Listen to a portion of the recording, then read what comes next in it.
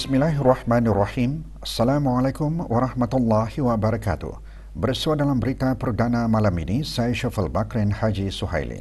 Dan saya Harenti Jimatusin. Berita-berita utama malam ini.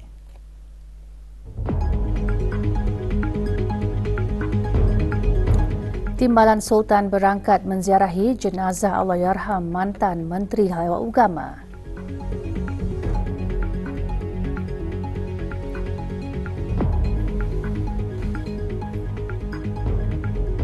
Usahawan yang mampu menyesuaikan diri dengan lanskap teknologi dijangka dapat dihasilkan melalui program pengintegrasian keusahawanan dan keusahawanan teknologi ke dalam kurikulum TVET.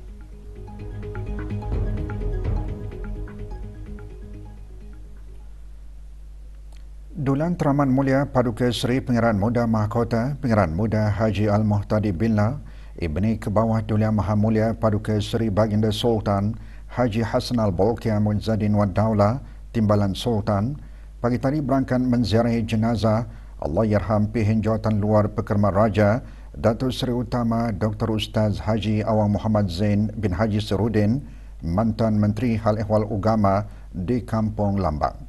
Allahyarham kembali ke rahmatullah semalam di Pantai Jerudong Specialist Center PJSC pada usia 88 tahun. Duli Yang Teramat Mulia menyertai sembahyang jenazah diimamkan oleh Yang Berhormat Pihak Rangkaian Paduka Seri Utama Datuk Paduka Seri Setia Haji Awang Salim bin Haji Besar. Atas titah perkenan ke bawah Duli Yang Maha Mulia, Allahyarham disampiri gelaran Mantri 16 yang dimuliakan Pihak Rangkaian Lela Wangsa. Setelah itu, Allahyarham dinaikkan pangkat gelaran Menteri 8 menjadi yang dimuliakan Pihak Rangkaian Ratna Diraja dan seterusnya dinaikkan pangkat gelaran Menteri 4 yang dimuliakan Pihak Jawatan Luar Pekerma Raja. Allahyarham juga dikurniakan beberapa bintang kebesaran dan pingat kehormatan negara Brunei Darussalam.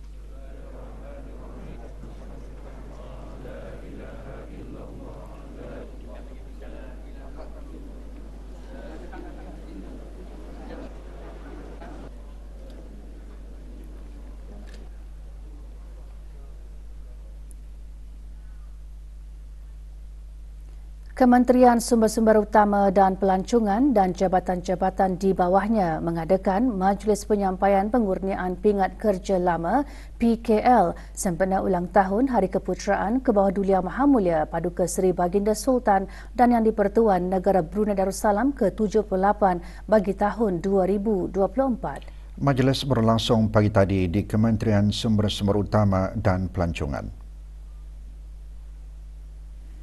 Penyampaian pingan kepada 78 warga kementerian berkenaan disempurnakan oleh Yang Berhormat Datuk Seri Setia Dr. Awang Haji Abdul Manaf bin Haji Matusin, Menteri Sumber-Sumber Utama dan Pelancongan.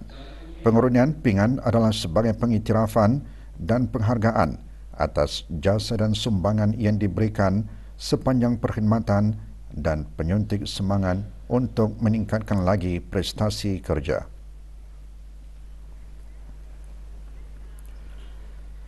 Negara Brunei Darussalam akan terus menyokong pembangunan infrastruktur digital yang lestari, amalan digital yang bertanggungjawab dan usaha untuk merapatkan jurang digital serta kepentingan mengintegrasikan ketahanan iklim ke dalam strategi pembangunan digital.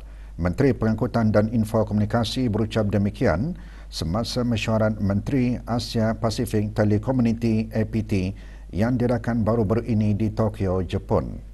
Yang Berhormat Pengiran Datuk Seri Setia Syamhari bin Pengiran Datuk Paduka Haji Mustafa seterusnya menekankan keperluan untuk penambahbaikan berterusan dalam amalan siber keselamatan.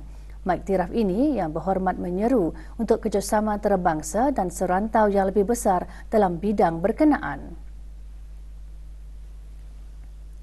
Menteri Pengangkutan dan Infokomunikasi turut mengadakan mesyuarat dua hala dengan Tuanan Terutama Adachi Masashi, Menteri Hawa Dalam Negeri dan Komunikasi Jepun. Perbincangan tertumpu kepada mengukuhkan kerjasama antara negara Brunei Darussalam dan Jepun dalam bidang utama termasuk perhubungan digital, keselamatan siber, pembinaan kapasiti dan kemajuan kecerdasan buatan AI dengan komitmen bersama untuk memupuk transformasi digital yang inklusif dan selamat di seluruh rantau. Mesyuarat menghimpunkan 31 anggota dan 2 anggota bersekutu APT yang juga diberi taklimat mengenai kemajuan dan pencapaian dalam melaksanakan pernyataan Singapura.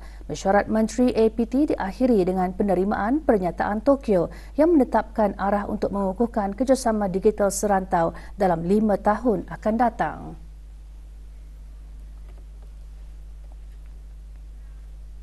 Kementerian Kebudayaan, Belia dan Sukan dan jabatan-jabatan di bawahnya mengadakan solat sunan hajat berjemaah serta merafakkan doa khas kesihatan dan kesejahteraan, seterusnya solat fardu asar berjemaah secara serentang di masjid utama di keempat-empat daerah. Di daerah Brunei dan Muara, tumpuan utama di Jamiah Seri Hasnal Bolkiah, Kampung Kiarong. Antara yang hadir yang berhormat Datuk Seri Setia Haji Awang Nazmi bin Haji Awang Muhammad, Menteri Kebudayaan, Belia dan Sukan. Manakala daerah Tutong, tumpuan utama di Masjid Hasnal Bolkiah, Pekan Tutong. Hadir Awang Haji Zakaria bin Haji Surudin, Setiausaha Usaha Tetam Kebeliaan, Kementerian Kebudayaan, Belia dan Sukan. Daerah Blain, majlis diadakan di Masjid Rancangan Perumahan Negara Kampung Pandan, Kuala Blain. Antara jemaahnya, Pengeran Haji Muhammad Hasnan bin Pengeran Haji Ali Hasan, Setiausaha Tetam Kebudayaan, Kementerian Kebudayaan, Belia dan Sukan. Sementara di daerah Temburong, tumpuan di Masjid Utama Muhammad Saleh, Pekan Bangar. Hadir Dr. Haji Muhammad Hadi bin Muhammad Malayong, Pengetua Pusat Sejarah Brunei. Majlis Doa Kesyukuran sempena memperingati pertukaran nama sekolah kepada Sekolah Arab Sultan Haji Hasnal Bolkiah diadakan di sekolah berkenaan. Ikuti bahan beritanya selepas ini bersama dengan bahan berita lainnya.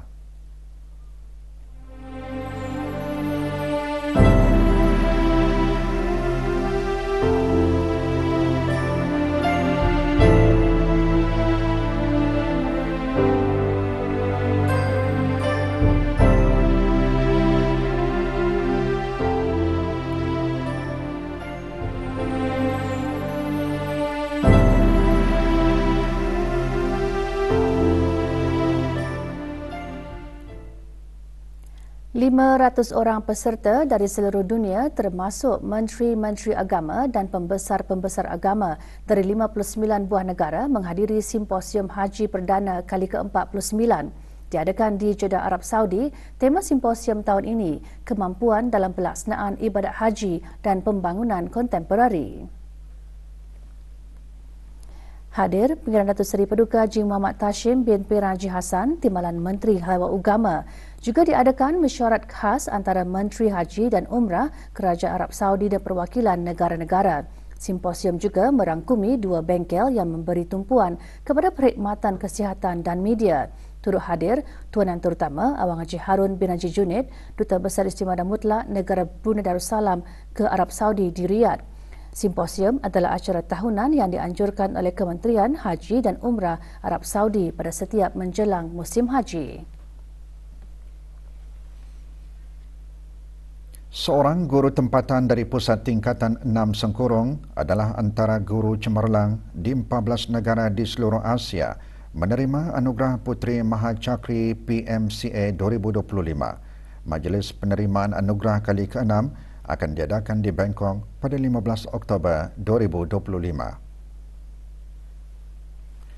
Perkara itu diumumkan pada sidang media petang tadi di Kedutaan Diraja Thailand, Kampung Kiarong. Hadir Puan Yang Terutama Bosara Kencanalai, Duta Besar Istimewa dan Mutlak Thailand ke negara ini. Anugerah seumpama itu merupakan penghormatan berprestij yang menonjolkan peranan penting guru dalam membentuk kehidupan pelajar.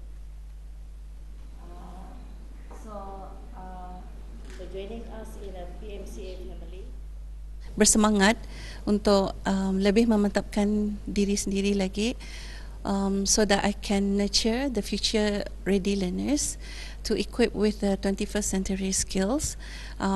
Later on, upon receiving the prestigious awards. Pembinaan Sekolah Arab Sultan Haji Hassanal Bolkiah merupakan antara projek signifikan Kerajaan Kebahadulian Mahamulia Paduka Seri Baginda Sultan dan Yang di-Pertuan Negara Brunei Darussalam di bawah Rancangan Kemajuan Negara RKN ke-10 yang dikendalikan oleh Kementerian Hal Ehwal Agama dengan menelan belanja lebih 48 juta ringgit. Sekolah tersebut mula digunakan pada 2 Januari 2019 dan digunakan sepenuhnya bermula tahun 2020. Pagi tadi diadakan majlis kesyukuran sempena memperingati pertukaran nama sekolah kepada Sekolah Arab Sultan Haji Hassanal Bolkiah. Hadir Awang Haji Syamsul bin Haji Omar, Timbalan Setiausaha Tetap Dasar dan Keagamaan Kementerian Hal Ehwal Agama. Pengisian majlis tayangan video sejarah sekolah berkenaan, doa kesyukuran dan perasmian lagu rasmi sekolah yang baharu.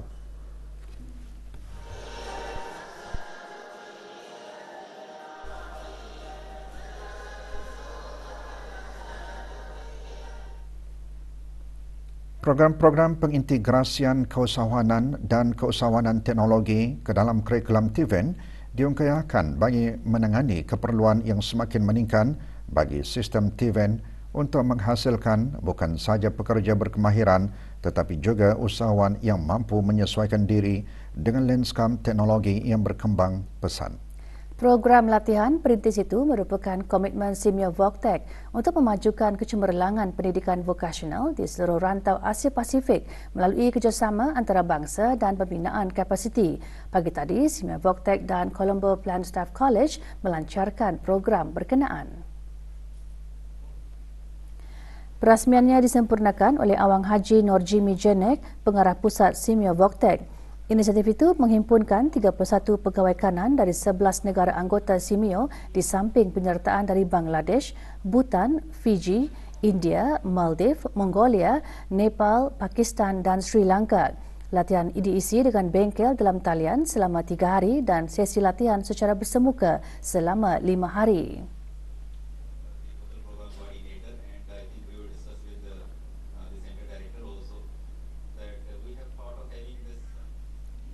Laporan dari Tanah Suci. Sesi takliman kesihatan dan ulang kaji bimbingan manasik terus giat dilaksanakan di beberapa hotel penginapan sebagai persediaan menghadapi kemuncak ibadah haji bagi bakal jemaah haji negara yang kini berada di kota Mekah Al-Mukarramah. Sesi takliman kesihatan disampaikan oleh Dr. Muhammad Abdul Hafiz bin Haji Yaakob, penolong Ketua Perubatan Haji. Antara pengisiannya menekankan aspek penjagaan diri dalam cuaca panas, kepentingan hidrasi serta langkah mengelakkan keletihan. Sesi diikuti dengan ulang kaji bimbingan manasik haji termasuk pergerakan, rukun dan amalan penting menjelang hari wukuf di Arafah.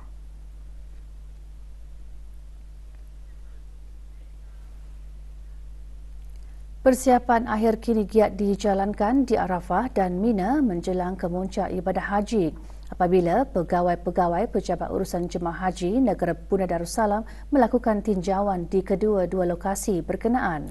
Turut serta dalam tinjauan tersebut, wakil-wakil syarikat pengendali perkhidmatan haji yang bertanggungjawab memastikan segala kemudahan dan keperluan asas berada dalam keadaan terbaik.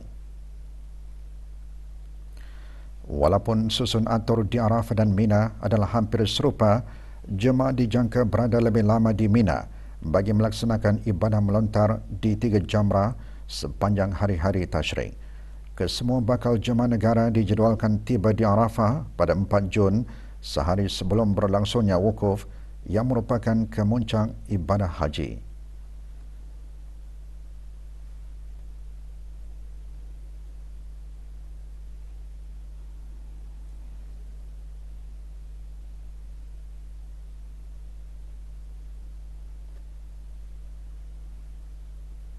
Pada tanggal 8 Julhijjah nanti kita akan meninggalkan kota Mekah selepas sembahyang Maghrib, dan sebelum itu mereka akan makan terlebih awal dulu dan kita akan insya-Allah kita akan menuju ke Arafah.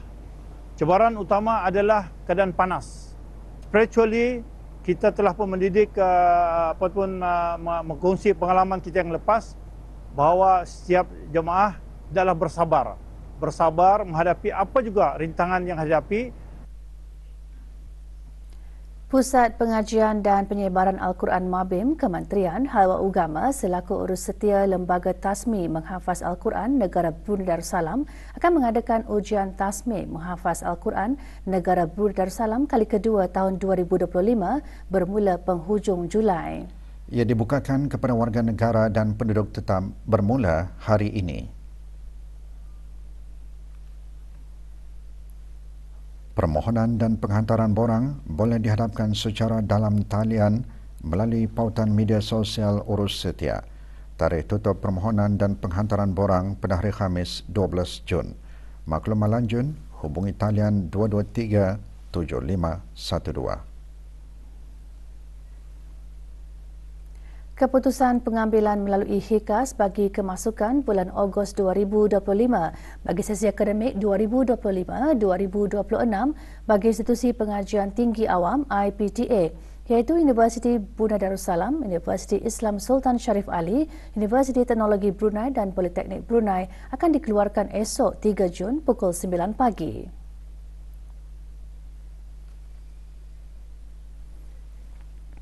Para pemohon boleh mengakses akaun HIKAS masing-masing untuk mengetahui status permohonan menerusi laman sesawang HIKAS iaitu /hikas.moi.gov.bn. Manakala surat tawaran akan di-email oleh pihak IPTA kepada pemohon yang berjaya oleh IPTA masing-masing dan tarikh akhir untuk menerima atau menolak tawaran pada hari Rabu 18 Jun pukul 4 petang. Bagi pertanyaan lanjut, hubungi pentadbiran HIKAS melalui email di ask.hikas@moi.gov.bn atau hubungi 238-1992 atau 238-1224 semasa waktu pejabat. 4 buah syarikat dan 2 individu dikenakan kompaun oleh bahagian perlesenan dan penguatkuasaan Jabatan Daerah Brunei dan Muara kerana didapati melakukan kesalahan di bawah Akta Kesalahan Rampaian.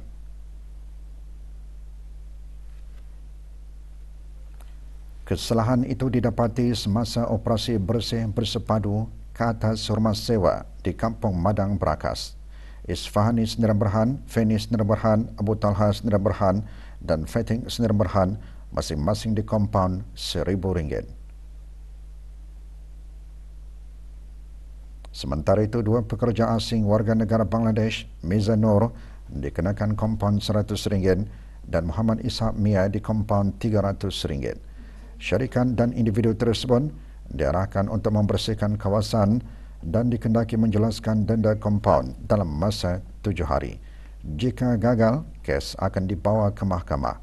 Operasi bersih bersepadu dijalankan dengan kerjasama Agensi Penguatkuasaan Jabatan Imigresen dan Pendaftaran Kebangsaan serta Jabatan Kastam dan Eksais Diraja.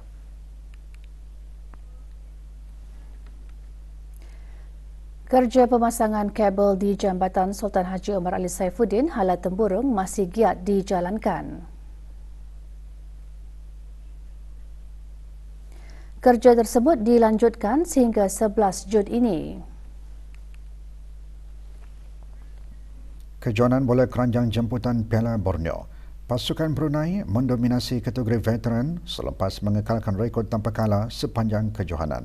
Sementara Kota Kinabalu memenangi kategori wanita dan lelaki dalam aksi perlawanan terakhir mereka kemarin. Kejohanan diadakan di gelanggang bola keranjang Batu Bersurat, Gadong. Dalam perlawanan kategori wanita, pasukan Labuan mengalahkan pasukan Miri 61 berbalas 54.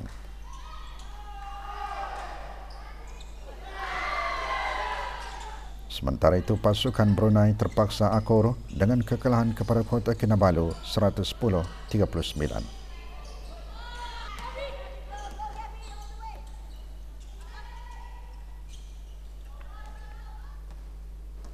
Dalam aksi kategori veteran pula menyaksikan Kota Kinabalu menang bergaya ke atas Labuan 83-57.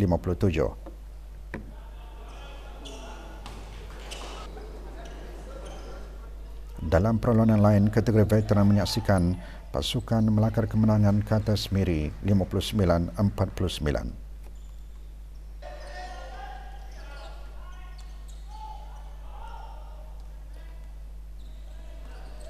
Sementara itu, bagi kategori lelaki menyaksikan Miri kecundang kepada pasukan Kota Kinabalu 62-69.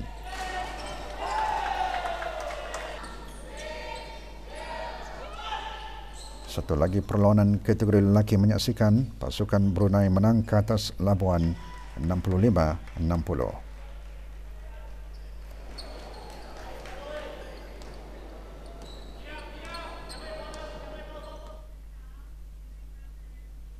Sementara itu, kejohanan bola keranjang jemputan Piala Borneo City yang diadakan selama 3 hari di negara ini menutup tirainya semalam dengan majlis penyampaian hadiah. Majlis berlangsung di Brakas. Bagi kategori veteran, juara disandang oleh pasukan Brunei, sementara kategori wanita, pasukan Kota Kinabalu dinobatkan sebagai juara. Pasukan Kota Kinabalu juga menjuarai kategori lelaki. Penyampaian hadiah disempurnakan oleh Awang Goh Kiat Heng yang Pertua Persatuan Bola Keranjang Brunei Darussalam.